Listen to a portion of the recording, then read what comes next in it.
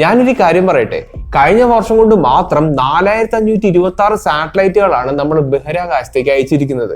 അത് 329 റോക്കറ്റിന്റെ സഹായത്തോടെയാണ് ഇത് നടത്തിയിരിക്കുന്നത്. എന്നാൽ 1957 നമ്മൾ ആദ്യമായിട്ട് ഒരു മനുഷ്യ നിർമ്മിത ഉപഗ്രഹത്തെ ആകാശത്തേക്ക് അയക്കുന്നത്. ആ ഒരൊറ്റ വർഷം കൊണ്ട് നമ്മൾ ആകെ 2 സാറ്റലൈറ്റുകൾ മാത്രമാണ് അയച്ചിരിക്കുന്നത്. പക്ഷേ ഇപ്പോഴത്തെ അവസ്ഥ അങ്ങനെയല്ല. ഭൂമി എന്ന് പറയുന്നത് കമ്പാരിറ്റീവ്ലി ഒരു ചെറിയ ഗ്രഹമാണ്. അപ്പോൾ 1957 തൊട്ട് ഈ ഒരു വർഷം വരെ 27,500ഓളം സാറ്റലൈറ്റുകളെയാണ് നമ്മൾ അയച്ചിരിക്കുന്നത്. അതും ഇതിൽ മെജോറിറ്റി ഓർബിറ്റ് ചെയ്യുന്നത് നമ്മുടെ ഭൂമിക്ക് ചുറ്റുമാണ്. അതിലിപ്പോ 16,000ഓളം സാറ്റലൈറ്റുകൾ മാത്രമാണ് ആക്റ്റീവായിട്ട് നിൽക്കുന്നുള്ളൂ. ഇത് കേൾക്കുമ്പോൾ നമ്മൾക്ക് അതൊരു വലിയ കാര്യമായിട്ട് തോന്നിക്കില്ല. പക്ഷെ മനുഷ്യരെ ഫേസ് ചെയ്യാൻ പോകുന്ന ഏറ്റവും വലിയൊരു പ്രശ്നത്തിൽ ഒന്നാണ് ശരിക്കും ഇത്. ഈ പ്രശ്നത്തിന് ഒരു പേരും കൂടി ഉണ്ട്, കെസ്ലർ സിൻഡ്രോം എന്നാണ് ഇതിനെ വിളിക്കുന്നത്. കേൾക്കുമ്പോൾ എന്തോ മനുഷ്യർക്ക് വരുന്ന ഒരു രോഗം പോലെ നിങ്ങൾക്ക് തോന്നിക്കാം, പക്ഷെ അത് എൻറ്റയർലി ഡിഫറെന്റ് ആയിട്ടുള്ള ഒരു സംഭവമാണ്. ഈ കഴിഞ്ഞ 50ഓളം വർഷങ്ങളായിട്ട് സയന്റിസ്റ്റുമാരെ അലട്ടുന്ന ഒരു വലിയ പ്രശ്നമാണിത്. ഞാനിപ്പോ നിൽക്കുന്ന ഒരു സ്ഥലത്ത് നിന്ന് ഒരു 100 കിലോമീറ്റർ അങ്ങോട്ട് പോവുകയാണെങ്കിൽ ഒരു തൃശ്ശൂരും കഴിഞ്ഞ് ഒരു വടക്കാഞ്ചേരി വരെ എത്തുമായിരിക്കും. എന്നാൽ അതേ ദൂരം നേരെ മുകളിലേക്ക് പോവുകയാണെങ്കിൽ നമുക്ക് ആയിരക്കണക്കിന് സാറ്റലൈറ്റുകളെ കാണാൻ കഴിയും. എന്നാൽ ഇവിടെ കണ്ടുവരുന്ന സാറ്റലൈറ്റുകൾ ഉള്ളത് കൊണ്ട് മാത്രമാണ് നമ്മുടെ ഫോണിന്റെ അകത്തുള്ള GPS ഗൂഗിൾ മാപ്പും എല്ലാം വർക്ക് ചെയ്യുന്നത്. അതോടൊപ്പം നിങ്ങൾ ഈ വീഡിയോ കാണാനുള്ളതിന്റെ കാരണം ഈ വക സാറ്റലൈറ്റുകൾ ഉള്ളത് കൊണ്ടാണ്. നേരത്തെ പറഞ്ഞ പോലെ 27,500ഓളം സാറ്റലൈറ്റുകളാണ് നമ്മൾ ഇപ്പൊ അയച്ചിരിക്കുന്നത്. അതിൽ ഇപ്പോ 16,000 സാറ്റലൈറ്റുകൾ മാത്രമാണ് ആക്റ്റീവായിട്ട് നിൽക്കുന്നുള്ളൂ. അതായത് ബാക്കിയുള്ള സാറ്റലൈറ്റുകളെല്ലാം ശരിക്കും ഡെഡ് ആയിട്ടുള്ള കാര്യങ്ങളാണ്. അതിൽ ഒരുപാടധികം സാറ്റലൈറ്റുകൾ നമ്മുടെ ഭൂമിയിൽ തന്നെ വന്ന് പതിച്ചിട്ടുണ്ട്. പക്ഷെ കുറെയൊക്കെ ഇപ്പോഴും അവിടെ തന്നെ നിൽക്കുന്നുണ്ട്. അതും ഈ സാറ്റലൈറ്റുകളെല്ലാം പോകുന്നത് 27,400 km/h വേഗതയിലാണ്.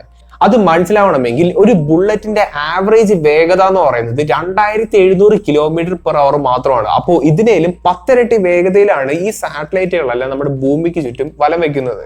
അതിന്റെ അർത്ഥം ഒന്നേ ഉള്ളൂ, ഈ ഡീകമ്മീഷൻ ചെയ്ത അല്ലെങ്കിൽ വർക്ക് ചെയ്യാത്ത സാറ്റലൈറ്റ് എങ്ങാനും വേറൊരു സാറ്റലൈറ്റിനെ പോയി ഇടിക്കുകയാണെന്ന് വിചാരിക്കുക, അവിടെ ഉണ്ടാവുന്ന ആ ഒരു പൊട്ടിത്തെറി അല്ലെങ്കിൽ ആ ഒരു എക്സ്പ്ലോഷൻ എന്നൊക്കെ പറയുന്നത് നമുക്ക് ശരിക്കും പറഞ്ഞാൽ ഇമാജിൻ ചെയ്യാൻ പോലും പറ്റില്ല.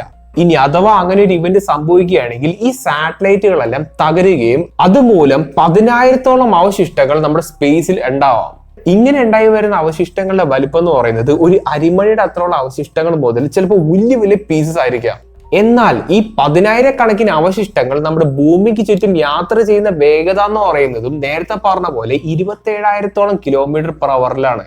അങ്ങനെ ഈ 10,000ഓളം പാർട്ടിക്കിൾസിൽ ഏതെങ്കിലും ഒന്നോ രണ്ടോ മറ്റുള്ള സാറ്റലൈറ്റുകളെ പോയി ഇടിക്കുക എന്ന് വിചാരിക്കുക. അതിന്റെ ഫലമായി ആ ഒരു സാറ്റലൈറ്റിന്റെ ഏതെങ്കിലും ചെറിയ ഭാഗം പൊട്ടിപ്പോയെന്ന് വിചാരിക്കുക. അപ്പോൾ വീണ്ടും അവിടെ ഒരുപാടധികം ഡിബ്രീസ് ഇങ്ങനെ വരികയാണ്, ഒരുപാടധികം അവശിഷ്ടങ്ങൾ ഇങ്ങനെ ഉണ്ടായി വരികയാണ്. അങ്ങനെ ഈ ഒരു പ്രതിഭാസം ഒരു ചെയിൻ റിയാക്ഷൻ പോലെ കണ്ടിന്യൂ ചെയ്ത് പോവുകയാണെങ്കിൽ ഇത് വലിയ രീതിയിലുള്ള ഒരു അപകടം ഉണ്ടാക്കും. ഈ ഒരു പ്രശ്നത്തെയാണ് കഴിഞ്ഞ 50 വർഷത്തോളം സയന്റിസ്റ്റുമാർ ഇനി നമ്മൾ എന്ത് ചെയ്യുന്നു ആലോചിച്ചുകൊണ്ടിരിക്കുന്നത്. ഇവിടുത്തെ ഏറ്റവും വലിയ കുഴപ്പം എന്താ വെച്ചാൽ ഇവിടെ ഉണ്ടായി വരുന്ന ആ അവശിഷ്ടങ്ങളില്ലേ, അതിന്റെ വലിപ്പം വളരെ വളരെ ചെറുതായതുകൊണ്ട് തന്നെ അതിനെ ഇൻഡിവിജ്വലി നമുക്ക് ഭൂമിയിൽ നിന്ന് ട്രാക്ക് ചെയ്യാൻ കഴിയില്ല. നമ്മളിപ്പോ ഒരു റോക്കറ്റിനെ ബഹിരാകാശത്തേക്ക് അയക്കുകയാണെന്ന് വിചാരിക്കുക. അപ്പൊ നോർമലി നമ്മൾ ഇപ്പൊ ചെയ്യുന്ന രീതി എന്താ വെച്ചാൽ സാറ്റലൈറ്റുകളൊന്നും ഇല്ലാത്ത വഴിയിലൂടെ ആയിരിക്കും നമ്മൾ റോക്കറ്റിനെ അയക്കുക. ഇനി അഥവാ ഇതുപോലുള്ള ചെയിൻ റിയാക്ഷൻ ഒക്കെ സംഭവിക്കുകയാണെങ്കിൽ നമ്മുടെ സ്പേസ് മുഴുവനും ആയിരക്കണക്കിന് 10,000 ലക്ഷക്കണക്കിന് പാർട്ടിക്കിൾസ് കൊണ്ട് നിറയുകയും ഈ പാർട്ടിക്കിൾസ് വളരെ വളരെ ചെറുതായതുകൊണ്ടും ഇത് ഇത്ര അധികം വേഗത്തിലൂടെ നമ്മുടെ ഭൂമിക്ക് ചുറ്റും വലം വെക്കുന്നത് കൊണ്ട് തന്നെ സുരക്ഷിതമായിട്ട് ഒരു റോക്കറ്റിന് നമുക്ക് ബഹിരാകാശത്തേക്ക് അയക്കാൻ കഴിയില്ല. ഇനി അഥവാ ഇത്തരത്തിലുള്ള ഒരു സിറ്റുവേഷൻ നമ്മൾ റോക്കറ്റിനെ ബഹിരാകാശത്തേക്ക് അയക്കുകയാണെങ്കിൽ എന്തായാലും ആ റോക്കറ്റ് തകരും. ഇതിന്റെ എല്ലാം പ്രശ്നം എന്താണെന്നുള്ളത് നിങ്ങൾക്ക് മനസ്സിലായോ? നമ്മുടെ ഭൂമിക്ക് ചുറ്റും ഒരു കൂട് പോലത്തെ ഒരു സംഭവം നമ്മൾ ഉണ്ടാക്കി തീർത്തു എന്ന് വിചാരിക്കാം.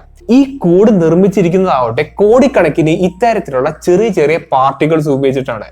അങ്ങനെയാണെങ്കിൽ നമുക്ക് ഒരു കാലത്തും ഭൂമിയെ വിട്ട് വേറൊരു സ്ഥലത്തേക്ക് പോകാൻ കഴിയില്ല.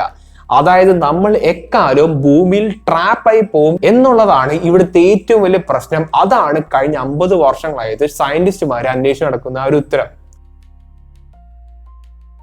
ഡൊണാൾഡ് കെസ്ലർ എന്ന് പറയുന്ന നാസയിൽ വർക്ക് ചെയ്തുകൊണ്ടിരുന്ന ഒരു സയന്റിസ്റ്റ് ഉണ്ടായിരുന്നു. അദ്ദേഹമാണ് ഈ ഒരു പ്രശ്നം ആദ്യമായിട്ട് ചൂണ്ടിക്കാണിക്കുന്നത്. 1978 ഇദ്ദേഹത്തിന്റെ കൊളീഗും കൂടി ഒരു റിസർച്ച് പേപ്പർ പബ്ലിഷ് ചെയ്യുന്നു.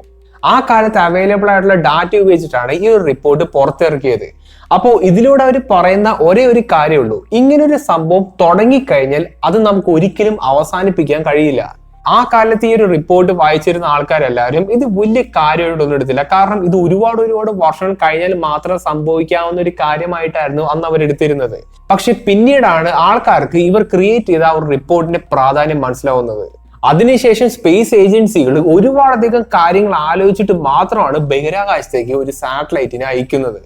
ഇതൊക്കെ കേൾക്കുമ്പോൾ നമ്മുടെ എല്ലാവരും മനസ്സിലേക്ക് വരുന്ന ഒരേ ഒരു ചിന്തയായിരിക്കും, ഇതൊക്കെ ഇത്ര വലിയ പ്രശ്നമാണോ, ഇതൊക്കെ നമ്മളൊന്നും അധികം ബാധിക്കാത്തൊരു കാര്യമാണല്ലോ എന്നുള്ളതായിരിക്കും. അവിടെയാണ് ഏറ്റവും വലിയൊരു റിയാലിറ്റി എടുക്കുന്നത്. അതായത് ശരാശരി ഒരു വ്യക്തി അദ്ദേഹം എത്ര അധികം സാറ്റലൈറ്റുകളെ ഡിപ്പെൻഡ് ചെയ്തിട്ടാണ് ഓരോരോ ദിവസവും മുന്നോട്ടേക്ക് കൊണ്ടുപോകുന്നത് എന്നുള്ളൊരു കാര്യം ആരും തന്നെ വ്യക്തമായിട്ട് റിയലൈസ് ചെയ്യുന്നില്ല.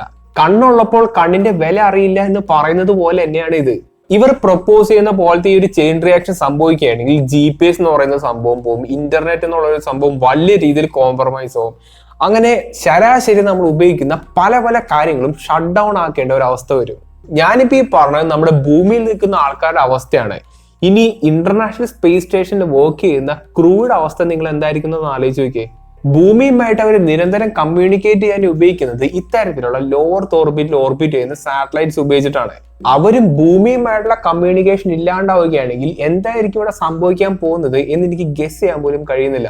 അപ്പോ കാര്യം എന്താണെന്ന് മനസ്സിലായി. ഇനി നമുക്ക് എന്ത് ചെയ്യാൻ പറ്റും? അതാണ് ഇവിടുത്തെ ഏറ്റവും വലിയൊരു ചോദ്യം. ഈ കഴിഞ്ഞ കുറെ വർഷങ്ങളായിട്ട് ഇത്തരത്തിലുള്ള ചെറിയ പാർട്ടിക്കിൾസിനെ നമ്മൾ ട്രാക്ക് ചെയ്യാൻ വേണ്ടി ശ്രമിച്ചുകൊണ്ടിരിക്കുകയാണ്. അങ്ങനെ ഇപ്പോഴത്തെ ഒരു കണക്ക് പ്രകാരം ലക്ഷക്കണക്കിന് ഇത്തരത്തിലുള്ള ചെറിയ പാർട്ടിക്കിൾസ് നമ്മുടെ ഭൂമിക്ക് ചുറ്റും ഇങ്ങനെ വലം വയ്ക്കുന്നുണ്ട്. ഞാനിപ്പോ ഈ പറഞ്ഞത് നമുക്ക് കണ്ണുകൊണ്ട് കാണാൻ കഴിയുന്ന രീതിയിലുള്ള അത്രയും വലുപ്പത്തിലുള്ള പാർട്ടിക്കിൾസിനെ പറ്റിയിട്ടാണ്. ഇനിയിപ്പോ മൈക്രോസ്കോപ്പിക് രീതിയിലുള്ള പാർട്ടിക്കിൾസിനെ പറ്റി പറയുകയാണെങ്കിൽ അത് എന്തോരം ഉണ്ടാവും എന്നുള്ളത് സത്യം പറഞ്ഞാൽ നമുക്കറിയില്ല. 2007 വെച്ച് ഒരു പെർട്ടിക്കുലർ രാജ്യം, എന്റെ പേര് ഞാൻ പറയുന്നില്ല, ഈ രാജ്യത്തിന്റെ തന്നെ വർക്ക് ചെയ്യാത്ത ഒരു സാറ്റലൈറ്റ് ഭൂമിക്ക് ചുറ്റും ഇങ്ങനെ വലം വയ്ക്കുന്നുണ്ടായിരുന്നു. അങ്ങനെ ഇരിക്കുമ്പോഴാണ് ഈ രാജ്യത്തിന്റെ ഒരു മിലിറ്ററി വെപ്പൺ ടെസ്റ്റ് ചെയ്യാൻ വേണ്ടിയിട്ട് ഈ സാറ്റലൈറ്റിനെ ഉപയോഗിക്കുന്നത്. അതിനുവേണ്ടി ഈ ഒരു വെപ്പൺ ഉപയോഗിച്ച് ഇവർ ഈ ഒരു സാറ്റലൈറ്റിനെ തകർക്കുകയാണ് ചെയ്തത്. അപ്പോൾ ഈ ഒരൊറ്റ ഡിസ്ട്രക്ഷനിൽ നിന്ന് മാത്രം ആയിരക്കണക്കിന് പുതിയ പാർട്ടിക്കിൾസ് ആണ് ശരിക്കും ഉണ്ടായി വരുന്നത്. എന്നാൽ ഇവിടുത്തെ ഏറ്റവും വലിയ കോമഡി എന്താ വെച്ചാൽ അന്ന് അവർ പൊട്ടിച്ചിട്ട ഒരു പാർട്ടിക്കിൾസ് ഇപ്പോഴും നമ്മുടെ ഭൂമിയിൽ ഹൈ സ്പീഡിൽ ഇങ്ങനെ വലം വെച്ചുകൊണ്ടിരിക്കുകയാണ്. പിന്നീട് 2009 അറിയാതെ വേറൊരു സംഭവം കൂടി സംഭവിച്ചായിരുന്നു. അതായത് ഒരു കമ്മ്യൂണിക്കേഷൻ സാറ്റലൈറ്റും പഴയ ഒരു റഷ്യൻ സാറ്റലൈറ്റും തമ്മിൽ കൂട്ടിയിടിച്ചായിരുന്നു. ഇത് കൂട്ടിയിടിക്കാനുള്ളതിന്റെ കാരണം വേറൊന്നല്ല, നമ്മുടെ സ്പേസിൽ അത്യാവശ്യത്തിലധികം സാറ്റലൈറ്റുകൾ അന്ന് തന്നെ ഉണ്ടായിരുന്നു. ഈ രണ്ട് ഇവന്റുകൾ കാരണം കൊണ്ട് മാത്രം എത്രയോ പാർട്ടിക്കിൾസ് ആണ് നമ്മുടെ ഭൂമിക്ക് ചുറ്റും ഇപ്പൊ വലം വെച്ചുകൊണ്ടിരിക്കുന്നത്. അതും ഈ പാർട്ടിക്കിൾസിന്റെ മെജോറിറ്റി നമ്മളിപ്പോൾ ട്രാക്ക് ചെയ്തും വെച്ചിട്ടുണ്ട്.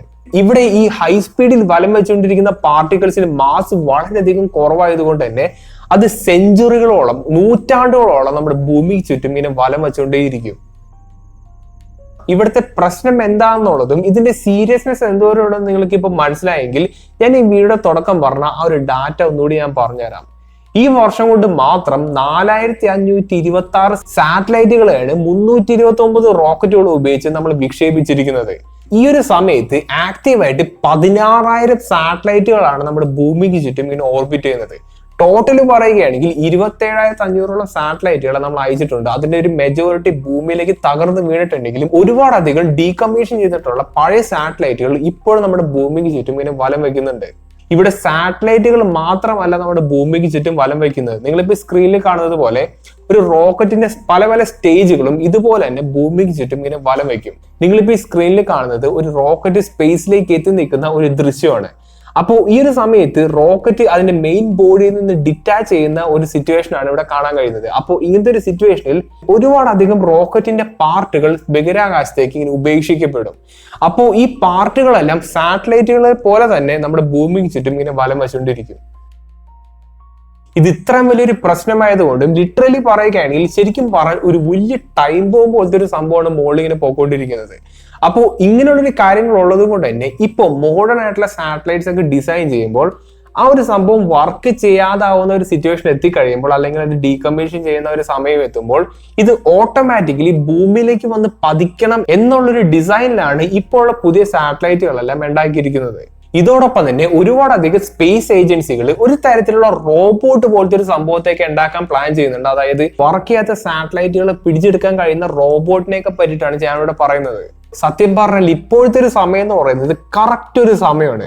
അധികം ഡാമേജ് സംഭവിച്ചു തുടങ്ങിയിട്ടില്ല, എന്നാൽ ഇനി സംഭവിച്ചു കൂടായികയില്ല. അതുകൊണ്ടായിരിക്കാം ഈ ഒരു സംഭവത്തെ പറ്റി നാസ ഉൾപ്പെടെ നമ്മുടെ ലോകത്തിലുള്ള എല്ലാ സ്പേസ് ഏജൻസികളും വളരെയധികം സീരിയസ് ആയിട്ട് എടുക്കുന്നത്. ഈ ഒരു ടോപ്പിക്കിനെ പറ്റി നിങ്ങൾ ഇതിനു മുമ്പ് കേട്ടിട്ടുണ്ടോ? ആ കാര്യങ്ങളെല്ലാം മാക്സിമം ഒന്ന് കമന്റ് ചെയ്യാൻ ശ്രമിക്കുക. അപ്പോൾ നല്ലൊരു ടോപ്പിക്കായിട്ട് ഇനി അടുത്ത വീഡിയോ കാണാം.